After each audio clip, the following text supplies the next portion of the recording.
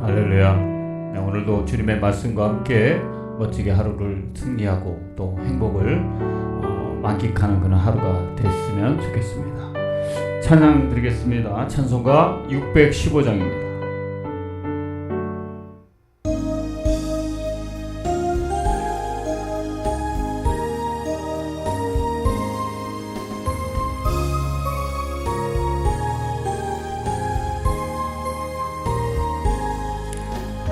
큰 일을 행하신 주께 왕과 이 세상을 사랑해 주오셨네. 우리 죄를 위하여 죽으시사 저 영원한 생명을 여시었네.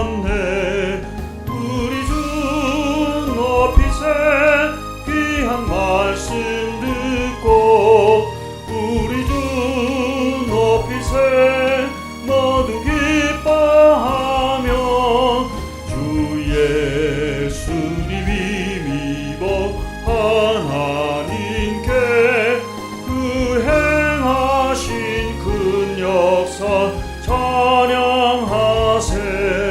그 큰 일을 행하신 하나님께 그 예수님 인하여 기뻐하네. 주 예수님 우리가 만날 때엔 그 기쁨을 어디에 비하리요. 우리 주 높이세 귀한 말씀 듣고 우리 주 높이세 모두 기뻐하며 주 예수님이 믿어 하나님께 그 행하신 큰 역사 찬양하세.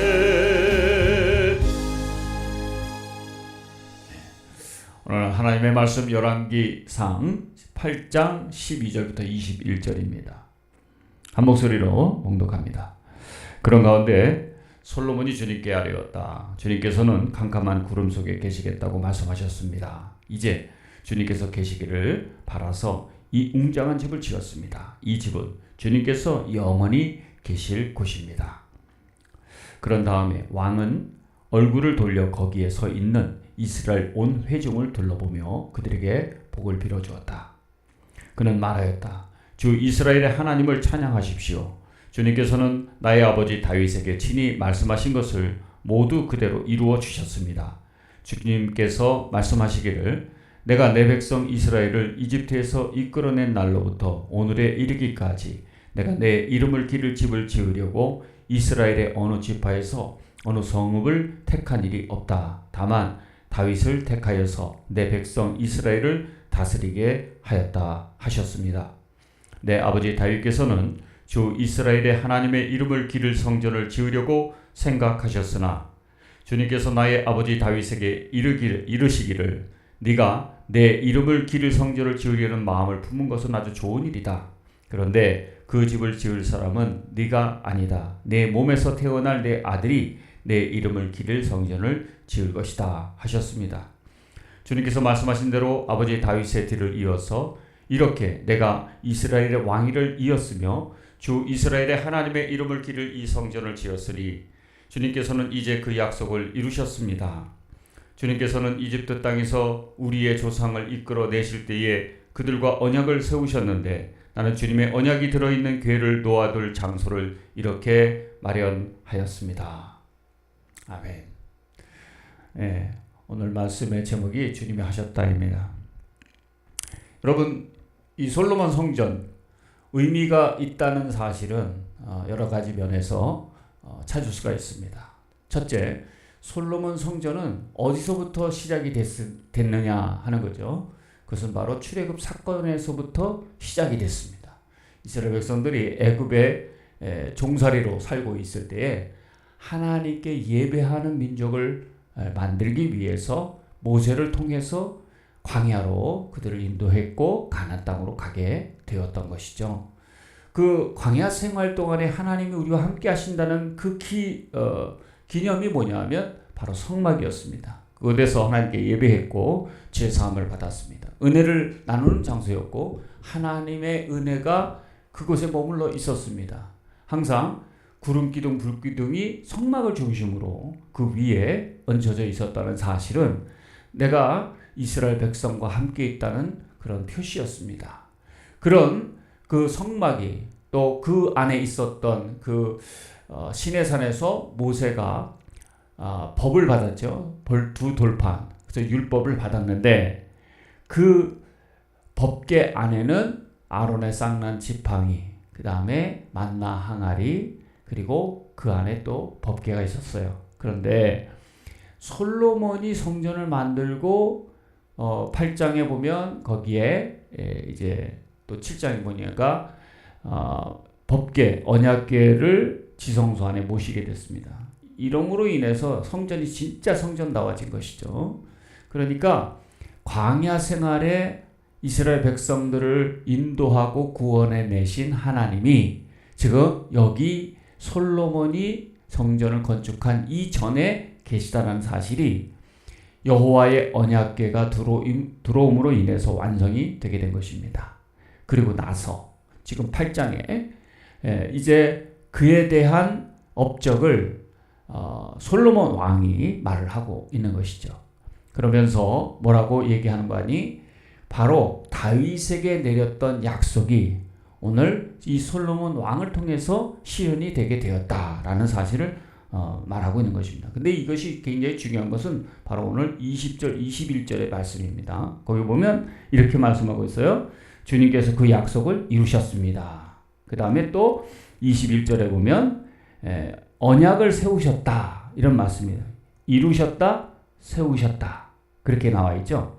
여기에 그들과 언약을 세우셨는데 나는 주님의 언약이 들어있는 궤를 놓아둘 장소를 이렇게 마련하였습니다. 여러분 뭐라고 얘기합니까? 21절에 이집트 땅에서 우리 조상을 이끌어내실 때 그들과 언약을 세우셨는데 이렇게 말씀하고 있죠. 네, 그러니까 하나님께서 이 함께 하시는 그 언약을 지금 솔로몬이 지은 성전에도 계속 유효하다는 사실을 얘기하고 있고 이 모든 일은 누가 하셨냐? 하나님이 하셨다라고 말씀하고 있는 거예요. 이 성전은 누가 지었느냐? 물론 자기 조상 아버지였던 다윗이 이것을 계획하고 준비하게 했고 그러나 뜻을 이루지 못하고 아들인 솔로몬 자기가 이것을 지으셨는데 이 성전은 하나님이 지으셨다라고 그렇게 많은 백성들에게 선포하고 있습니다. 이것이 바로 솔로몬의 간증입니다. 솔로몬은 이 모든 일은 내가 했다 이렇게 얘기하지 아니하고 이것은 하나님께서 약속하시고 하나님께서 계획하시고 하나님께서 준비케 하셔서 그 다음에 나에게 이렇게 한 것입니다. 이렇게 말을 하고 있는 것입니다. 여러분 보시면은 20절에 아까 세웠다 라는 말씀이 있죠. 21절에는 세웠다라는 말씀이 있잖아요. 네. 다시 한번 말씀을 보시면은 주님께서 말씀하신 대로 아버지 다윗의 뒤를 이어서 이렇게 내가 이스라엘의 왕위를 이었으며 주 이스라엘의 하나님의 이름을 기릴 이 성전을 지었으니 주님께서는 이제 그 약속을 이루셨습니다. 여기 이 약속을 이루셨다라는 이 말은 다른 말로 얘기하자면 뭐냐면 이것은 세웠다라는 말입니다. 세웠다. 그 다음에 21절에는 이것이 칼, 거기에는 그것은 체결하다 이런 뜻이죠. 체결하다. 그러니까 결론적으로 다시 말해서 하나님께서 이 성전을 지으셨는데 그 일을 완성하도록 다윗과 유다 가문을 세우시고 솔로몬 왕 자기를 세워주셨다라는 사실입니다. 그 세우심이 바로 뭐냐? 바로 하나님의 선택이요 그들 유다와 다윗 가문에게는 영광이 되게 된 것이죠. 그러니 사실 하나님은 어떤 속성을 가지신 분입니까? 한 성전에 거기에 가둬둘 수 있는 하나님은 아니시죠. 그런데 이스라엘 백성들에게 내가 너희와 함께 하겠다라고 하는 하나님의 적극적인 표현이 성전을 허락하신 이유입니다. 내가 너희와 함께 할게. 그래, 너희들 한번 만들어 봐라. 이렇게 해서 지시를 해서 만들게 되었고, 그것을 하나님이 하셨다라고 그렇게 얘기하고 있는 것입니다. 여러분, 솔로몬 왕의 입장에서는 자기가 잘한 공을 백성들에게 얘기할 수도 있잖아요. 그런데 이것은 하나님이 하신 일이고, 이 얘기를 다른 말로 하자면 하나님이 나와 함께 하시니 우리 국민들과 이스라엘은 복을 받은 것입니다. 이렇게 이야기하고 있는 것입니다. 우리도 삶을 살다 보면은 내가 잘할 때가 있는데, 그때 우리가 조심할 것이 바로 이 솔로몬처럼 하나님이 하셨다라는 생각이 정말 필요한 것이죠. 이것이 진짜 사실입니다. 여러분들 가만히 보시면은 하나님이 도와주지 않았다면은 우리가 하지 못할 일이 굉장히 많습니다. 어떤 때는 이 타이밍이 기가 막힌 타이밍이 주어질 때가 있어요. 그 기가 막힌 타이밍은 누가 만들어 주셨느냐? 믿지 않는 사람들은 뭐 내가 했고 이건 운이고 요행이다 이렇게 생각하겠죠. 그러나 그게 아니라 하나님이 정하실 때 정하신 사람을 만나고 또 그 사람을 통해서 그 일이 성사되게 하고 이렇게 하신 하나님의 놀라운 계획 가운데 우리가 있는 것입니다. 그러면 목사님, 교통사고 난 것도 하나님이 계획하신 것입니까? 예, 그렇게까지 해석할 수는 없을 거예요. 그런데 아마 어떨 때는 재난이, 또 어떨 때는 또 어려운 환난이, 또 역경이, 고난이 때로는 은혜가 될 때도 있어요. 그러나 그것을 맞이해도 하나님이 우리와 함께 하신다는 믿음이 여러분 흔들리지 않기를 바랍니다. 어려움이 있을 때도 하나님 우리와 함께 하시는 것이죠. 이것이 바로 솔로몬의 고백이었고, 이렇게 성전을 지을 수 있는 영광을 얻은 것은 하나님의 은혜 때문입니다. 하나님이 하신 것입니다. 이렇게 겸손하게 고백했던 놀라운 간증이었던 것이죠. 그래서 하나님의 세움을 받으신 이 솔로몬은 이 성전이 우리의 노력으로 됐겠지만은 전혀 우리의 노력을 얘기하지 않고 하나님께 영광을 올려드리면서 이 솔로몬 성전이 하나님의 뜻 가운데 체결됐음을 선포하고 있는 것이죠.